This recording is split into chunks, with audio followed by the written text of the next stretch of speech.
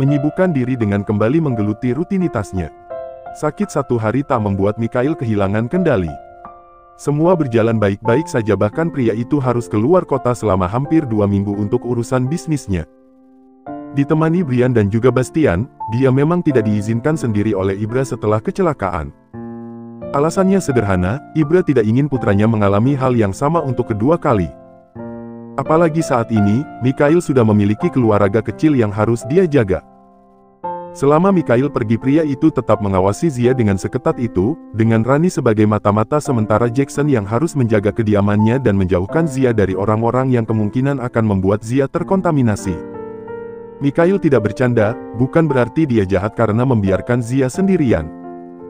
Akan tetapi, tidak baik membuatnya terlalu dekat dengan banyak mulut dan nantinya akan meracuni pikirannya hingga membuat Mikhail bingung sendiri menenangkannya. "Kenapa 2, bos?" tanya Bastian kala Mikhail memutuskan mengambil 2 kalung berlian dengan harga yang tidak main-main. Menurutmu?" tanya Mikhail tanpa mentap Bastian untuk mendengar sendiri kesaksian pria itu. "Punya selingkuhan, bos?" tanya Bastian asal ceplos dan berhasil membuatnya menerima pukulan di pundaknya. "Dasar gila, berani sekali mulutmu." Ternyata, selain Zia, sopirnya juga terkontaminasi dengan cerita buruk Mikhail di masa lalu. Sebagai orang baru yang tidak memahami Mikhail secara personal, wajar saja dia bingung sendiri. "Maaf, bos. Syukurlah kalau untuk Nona semua." Merasa bersalah, namun tidak boleh kelihatan setakut itu di hadapan Mikhail. "Untuk Mama, terakhir kali aku memberikannya hadiah mungkin 1 tahun lalu." Bastian dibuat bungkam, jawaban Mikhail benar-benar menyentuh hatinya. Sebagai tamparan paling nyata lantaran dia lebih mementingkan Rani daripada ibunya. Sementara Brian hanya menarik sudut bibir, paham maksud berubahnya wajah Bastian. Bagi Mikhail, Kanaya tetap akan menjadi wanita dengan takhta yang tidak tergantikan dalam dirinya. Akan tetapi, Zia adalah wanita yang akan menjadi teman hingga nanti Mikhail menutup matanya. "Sayangi ibumu, Bas. Sebelum terlambat." Sialan, sepertinya Brian tengah mengusik Bastian saat ini. Matanya melayangkan permusuhan, baru juga kenal beberapa hari, pikir Bastian kesal sendiri dengan asisten pribadi Mikhail yang lebih tampan darinya ini.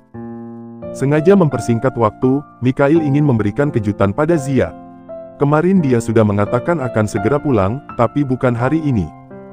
Mulai perjalanan sore hari, bisa dipastikan mereka akan tiba ketika hari sudah gelap. Bagi Bastian perjalanan ini dianggap liburan, jika Mikhail dinanti Zia dan Mikhaila, maka dirinya ada Rani yang menunggu. Meski itu adalah karangan Bastian sendiri, sejak kapan juga Rani peduli dengan kepergiannya. Setibanya di rumah, dia sengaja diam-diam. Mikhail meminta Rani untuk tidak mengusik istrinya.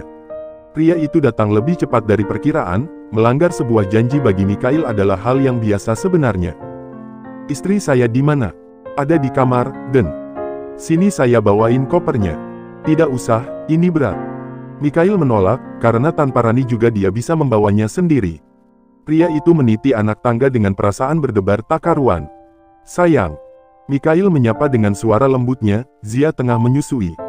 "Mas, kok pulangnya cepat?" Bukannya menyambutnya dengan pelukan, Zia justru membuat kening Mikhail berkerut dengan pertanyaannya itu. Sungguh di luar nalar, mau kecewa tapi yang bicara adalah Zia. "Ya sudah Mas, pergi lagi kalau begitu."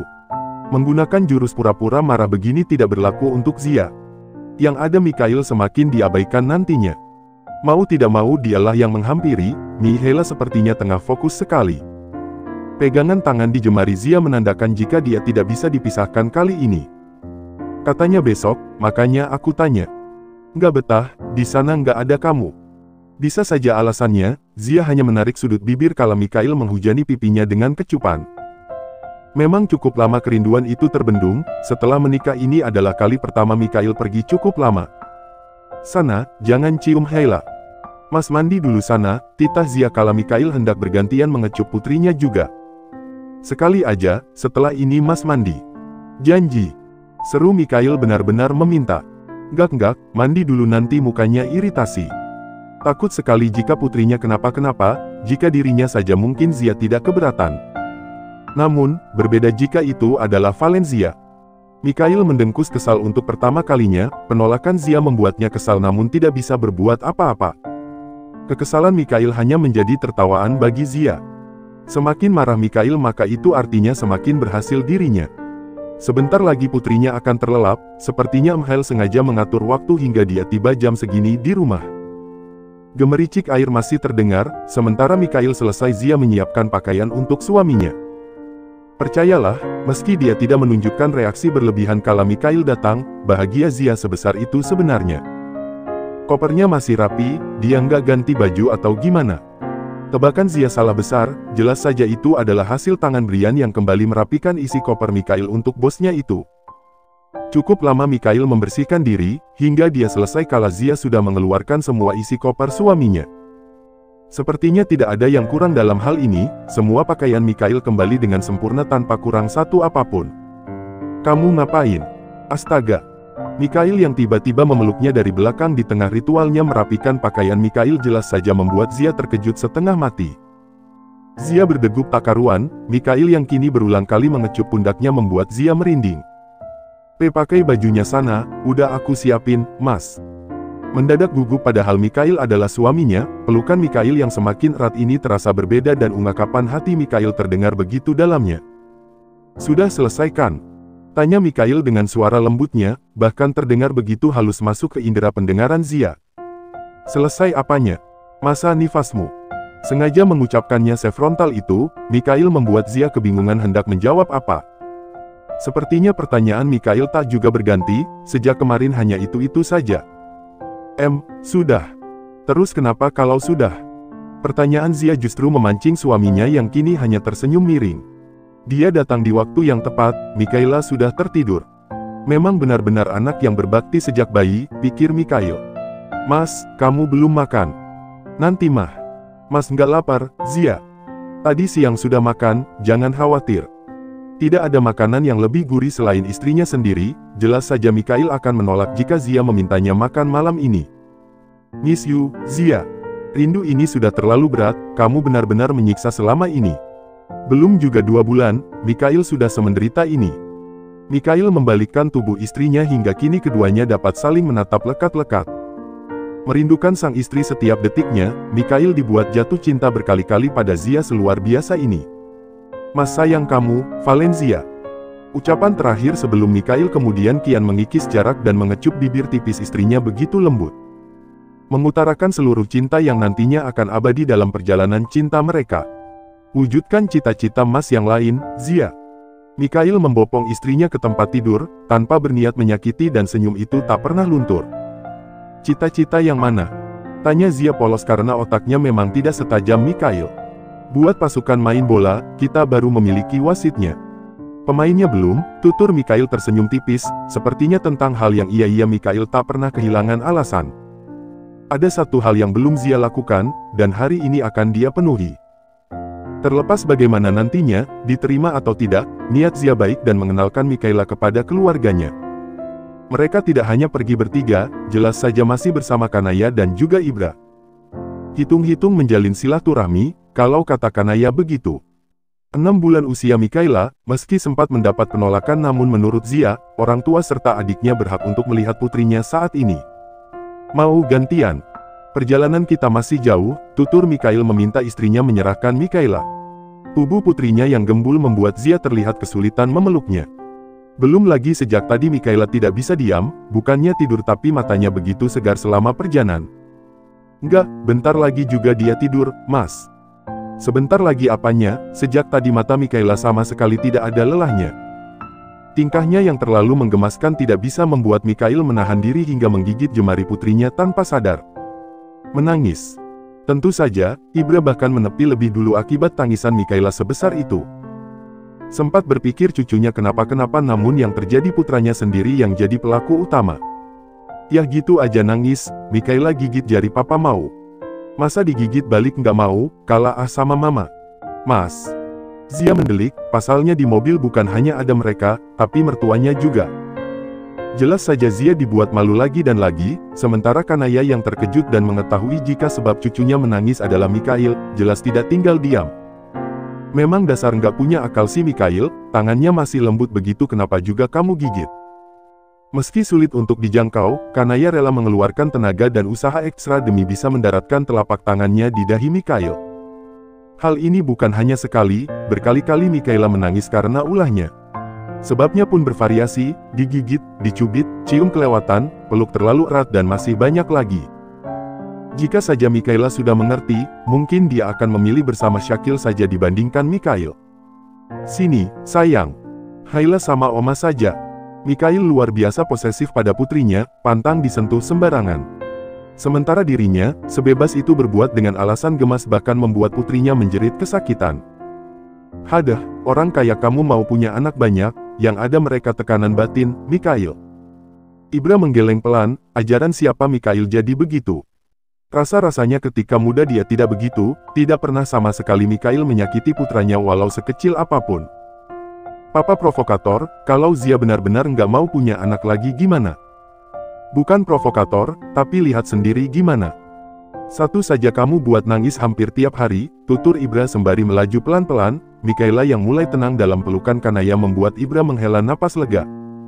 Kalau nggak begitu Haila nggak mau nangis, Pak. Putrinya terlalu tenang, bahkan memang hampir tidak pernah menangis jika dipelukan Zia maupun Kanaya. Sebagai papa yang baik, Mikhail menyukai tangis bayi dan tenagisan Mikaela akan terdengar jika dia mengusik putrinya. Apa nggak kasihan lihat dia nangis begitu, cekak-cekak pipinya sampai merah, kasihan, Hail. Ibra menoleh ke arah Kanaya, dan seperti yang Mikhail jelaskan memang Haila sudah setenang itu meski tadinya suara tangisannya membuat gendang telinga Ibra seakan mau pecah. Biarkan saja, sini Haila. Papa buat nangis lagi. Cek, mas kamu apaan sih? Seneng banget lihat dia nangis heran, sentak Zia menahan suaminya yang hendak kembali meraih kaki Mikaela, sepertinya dia punya anak hanya untuk diminta menangis. Perjalanan cukup jauh itu kini terbayarkan, hamparan sawah menyambut mereka dan udara dingin kian terasa. Mikhail menggenggam tangan Zia begitu eratnya, mereka turun dan berjalan berdampingan persis pengantin baru. Mikaela lebih aman bersama Kanaya saat ini, sementara Mikhail akan menghabiskan waktu bersama Zia tentu saja. Tenang, Mas yakin semua akan berbeda ketika mereka melihat Mikaela. Mikhail berbisik kala menunggu pintu terbuka, pria itu sadar apa yang sebenarnya membuat Zia resah. Penolakan untuk kedua kali dan demi apapun dia khawatir sekali. Semoga hanya itu yang bisa Zia harapkan, sepertinya kehidupan mereka kian membaik saja. Terlihat jelas dari bangunan rumah yang kini sudah lebih layak meski hanya memperbaiki rumah lama, sepertinya sisa uang yang dahulu Riko minta untuk operasi digunakan untuk renovasi rumah, akan tetapi sepertinya tidak akan cukup jika hasilnya sebagus ini, pikir Zia. Hingga beberapa waktu menunggu, pintu terbuka dan memperlihatkan wajah sang ibu yang sejak dahulu selalu dia rindu. Zia masih begitu kaku, padahal dia menyambut sangat baik kali ini. Kenapa nggak kabarin? Kan seharusnya bisa dijemput Riko. Mikhail menjawab pertanyaan-pertanyaan mertuanya dengan sopan. Ya, seperti yang sudah Mikhail tekankan, tidak akan ada penolakan ketika sudah membawa Mikaela. Sekeras-kerasnya hati, mau sekecewa apapun sebagai wanita yang pernah melahirkan Zia itu, begitu melihat Mikaela hatinya luluh juga. Sempat mengatakan jika Zia tidak perlu kembali datang karena akan membuatnya malu, kini wanita itu justru menitikkan air mata kala memeluk Mikaela. 100% anak papanya, tidak ada Zia sama sekali, tuturnya kemudian, 20 tahun lalu dia menimang putrinya. Kini, wanita itu justru menimang cucu di hadapan putrinya yang seakan tak percaya dengan responnya sebagai ibu. Benar kan, kamu nggak percaya kalau dia mirip aku semua? Zia mencebik, sepertinya memang hanya dia yang merasa Mikaela adalah dia versi kecil. Sementara yang lain mengatakan hal berbeda. Di mata mereka, Mikaela adalah Mikhail dalam versi yang berbeda. Hadirnya Haila menjadi sebuah ikatan yang melibatkan banyak hati. Dua keluarga menyatu di sini, dan sebagai orang tua Zia hanya bisa mengutarakan syukurnya berkali-kali. Apa yang dia takutkan tidak semengerikan itu, benar kata Mikhail bahwa pikirannya terlalu berlebihan. Pada faktanya, dunia benar-benar menerima Zia apa adanya. Meski dia paham kesalahan itu tidak dapat dibenarkan, namun dengan hadirnya Mikaela kasih sayang yang sempat hilang dari relung hati sang ibu kini kembali. Tidur di sini dulu, kamar kamu sudah ibu perbaiki beberapa bulan lalu. Kata Mikhail kalau kalian kesini sekalian bulan madu. Hati Mikhail jelas saja menari-nari saat ini, tersenyum simpul dan tiba-tiba salah tingkah di hadapan mertuanya. Tanpa Zia ketahui dia memang menjalin komunikasi dan melakukan pendekatan dengan caranya sendiri. Ini bulan madu apanya?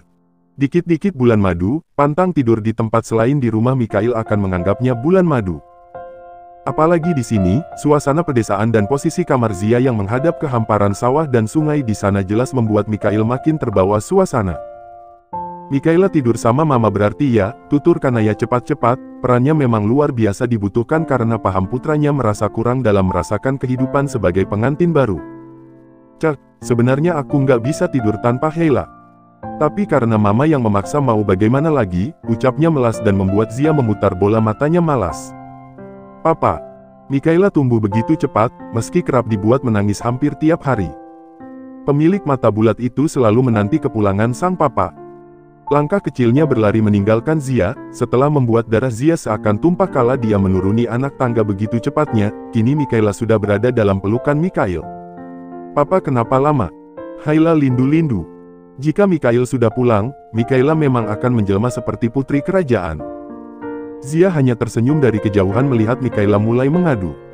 Tentu aja semua yang dia alami akan sampai ke telingan Mikhail. Maaf, sayang. Tadi macet, Haila nggak marah kan? Nggak, Haila nggak malah, tapi belbinya mana? Sama seperti Zia, Mikhaila adalah pengingat paling baik jika sudah dijanjikan demikian maka akan dia tagih hingga nanti Mikhail berikan. Pria itu bingung hendak menjawab apa, karena memang dia lupa. Lagi pula, janji tadi pagi dia ucapkan karena Mikhaila tak mengizinkannya pergi bekerja. Aduh, besok ya papa beli. Hari ini nggak dijual, sayang.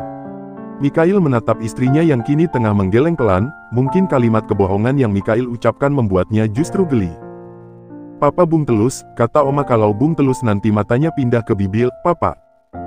Ajaran Kanaya memang begini, memiliki suami dan putra yang jago bohong membuat Kanaya menanamkan nilai kejujuran pada cucunya. Kini, apa yang Kanaya tanamkan benar-benar membekas dalam diri Mikhaila hingga Mikhail saja bingung kalau putrinya sudah begini. Besok saja ya. Papa bawa Haila sekalian, nanti Haila pilih sendiri mau yang mana. Meski hanya sepele, hati Mikhail tergores kala menyadari dia memberikan harapan palsu pada putrinya. Pria itu memeluk Mikhaila sebagai permintaan maafnya. Mikhail mengecup pipi gembul Haila berkali-kali, sengaja membuat Zia iri. Janji ya, papa. Iya, janji. Papa nggak bohong lagi, besok kita pergi. Semudah itu senyumnya kini kembali terlihat. Mikhail tersenyum hangat seraya menatap lekat mata indah tanpa dosa itu. Maafkan papa, sayang. It's okay, papa. Jemarinya menelusuri wajah Mikhail dengan lembut, kebiasaan yang menurun dari Zia ini sepertinya awet sekali. Haila wangi, pakai sampo mama ya, sayang. Iya, papa. Kan punya mama Strobeli, Haila suka. Hingga putrinya berusia 2 tahun, Zia masih sama, sepertinya sulit untuknya lepas dari sampo itu. Mikhail hanya menarik sudut bibir sembari melirik sang istri yang kini tengah mengandung anak keduanya. Sempat meminta Zia hamil kala Haila masih berusia 6 bulan. Akan tetapi, Kanaya dengan cepat melarang Mikhail lantaran khawatir Zia belum siap nantinya. Pemikiran Mikhail yang ingin menjadikan Zia pabrik bayi jelas saja dilarang sang mama. Papa, ini apa? Itu Jakun namanya, jawab Mikhail kemudian mengendong putrinya, menghampiri Zia dan memberikan tas kerjanya. Kenapa Haila nggak punya? Mikhaila bertanya sembari mendongak dan memperlihatkan lehernya, mencari perhatian agar Mikhail tetap terfokus padanya. Mikhaila perempuan nggak punya, sayang. Sama kayak mama, tuh lihat leher mama nggak ada kan, tutur Mikhail sembari menelusuri leher istrinya dengan sentuhan yang tidak biasa. Cek, kamu apaan sih, mas? Udah ke kamar sana, aku siapin makan malam. Mikhail tertawa sumbang kala Zia menepis jemarinya kasar. Kehamilan kedua ini sedikit berbeda, jangankan manja. Zia sedikit risih jika Mikhail kerap menyentuhnya. Zia, mas mau mandi, masa Haila diajak? Nanti saja siapkan makannya, temenin mas dulu. Ih papa. Haila cendili aja, bialin mama di dapur bental. Ternyata memang benar, seorang ayah adalah cinta pertama bagi putrinya. Akan tetapi, malaikat kecil yang mencintai Mikhail ini sedikit cemburuan dan posesif luar biasa, bahkan terhadap mamanya sendiri. Udah sama Haila aja.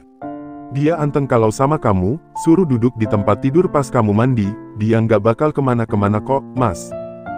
Bukan itu maksudnya, semenjak Zia hamil Mikhail memang harus terbiasa mandiri.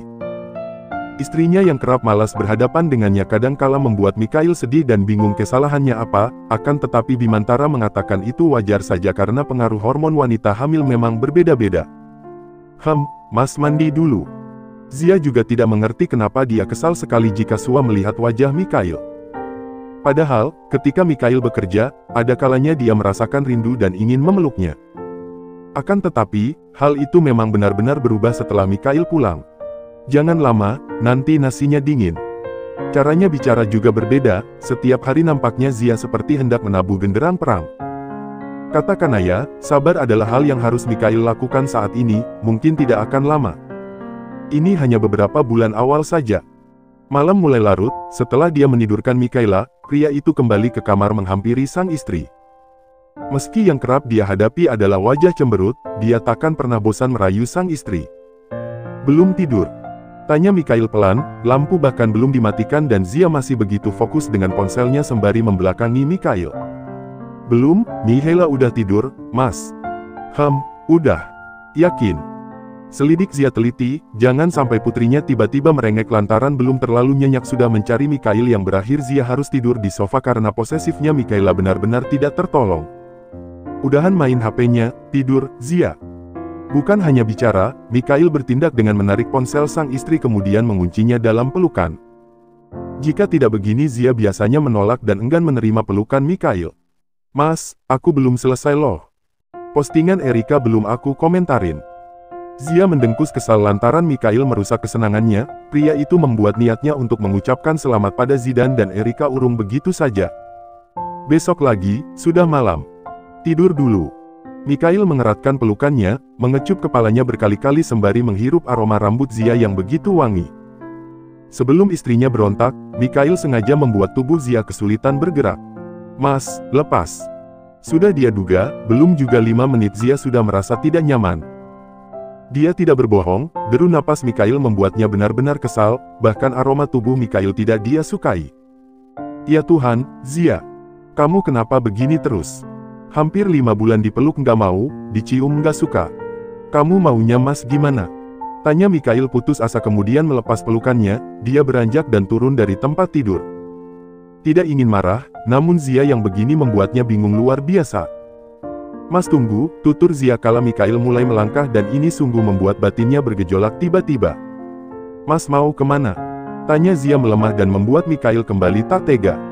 Tidur di kamar Mikhaila, kamu merasa terganggu kalau Mas pulangkan. Memang benar, tapi ketika Mikhail bicara begini Zia bingung sendiri. Suasana hatinya memang berantakan, bingung namun perasaan ini tidak bisa dia definisikan. Jika Mikhail benar-benar meninggalkannya, jelas saja Zia tidak rela. Mas kok gitu? Kamu beneran gak sayang aku lagi ya? Serba salah, digertak begini Zia hampir menangis. Namun jika Mikhail ingin bermanja dia lelah sendiri. Jika sudah begini, Mikhail mana bisa meninggalkannya. Pria itu menghela napas kasar dan kini kembali dan menatap lekat-lekat mata Zia. Jadi maunya gimana? Tidur sama Mas? Kalau nggak suka Mas bisa tidur di kamar Haila, ucapnya masih terkesan datar dan sukses membuat Zia menggeleng pelan. Sama aku, kamu sama Haila terus kalau di rumah. Umurnya dan Haila jauh berbeda, bisa-bisanya pola pikirnya sama persis. Seperti Haila yang cemburu jika Mikhail bersama Zia, kini istrinya juga sama. Tapi boleh peluk? Tanya Mikhail sebelum dia menuruti keinginan Zia. Tapi boleh peluk? Tanya Mikhail sebelum dia menuruti keinginan Zia. Iya, boleh. Boleh cium. Boleh, tapi jangan kelamaan. Boleh. Mas jangan macem-macem ya, udah cepetan tidur. Besok kamu ingkar janji lagi sama Mikhaila awas aja. Mikhail tertawa sumbang, belum juga selesai permintaan ketiganya tapi Zia sudah larang.